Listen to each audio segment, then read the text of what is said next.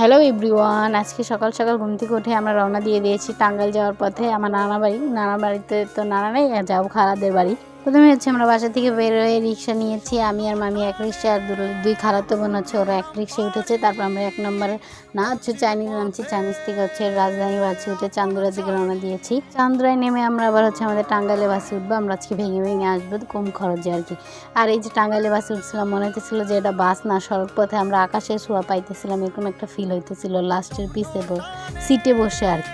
তাও কষ্ট হচ্ছিল বসতে, কিন্তু আমরা অনেক মজা পাইছিলাম। লোকাল বাস তো, যাই হোক, লোকাল বাস একটু কষ্ট হবেই যাইতে। তারপর তো আমরা আমাদের টাঙ্গাইল সদরের দিকে ঢুকে গিয়েছিলাম। সদর থেকে তারপর আমরা বাস থেকে নেমে সবাই একটু নাস্তা করে নেবো। নাস্তা করতে পারে টাঙ্গাইলের ঐতিহ্যবাহী ডিস্ট্রিক্টের চাপড়া খেতে যাব, যেটা একটা চাপড়ার ওজনই প্রায় 3 কেজি 4 কেজির মতো। তো এই চাপড়া আমরা খেতে এসেছি সবাই। এটা ফুল ভিডিওটা পেয়ে যাবেন, আমি আপলোড করবো সন্ধ্যা বা রাতের দিকে, পেয়ে যাবেন আপনারা। আমরা সবাই হালকা পাতলা নাস্তা করে তারপর আবার বাড়ির দিকে রওনা দিব।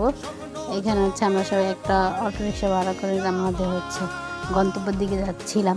তো এটা থেকে নেমে আমরা আবার আরেকটা অটোরিক্সা তুলবো। আর এই দেখেন গাইস, কি সুন্দর একটা ওয়েদার, আল্লাহ জোস। আমি এখানে আসবো ইনশাল্লাহ, তখন একটা ভিডিও দিব আপনাদেরকে। তো এই তোমরা বাড়ির কাছে এসে গেছি। আমার খালু আমাদেরকে নিতে আসছে অটোরিক্সাতে করে, আর এটা আমার খালার ভাই। তো এই যে আমরা আবার পথে চলে এসেছি।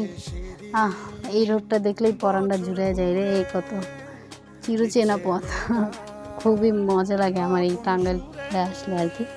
তারপর এই তো আমরা বাড়িতে পৌঁছে গেলাম। এই যে এটা আমার খালার বাড়ি, আমরা খালার বাড়িতেই থাকবো, নামবো এখানে, আর নানা বাড়ি যাবো পরে। তার নানা বাড়িতে তো কেউ নাই, শুধু এমনি একটু ঘুরতে যাবো, দেখতে যাবো বাড়িটা একটু। তো আমরা চাপড়ি খেয়েছিলাম, পরে আমাদের খালাদের জন্য নিয়ে আসছিলাম, তারাও খেয়ে নিলাম। তো আজকে এই পর্যন্ত, সবাই ভালো থাকবে।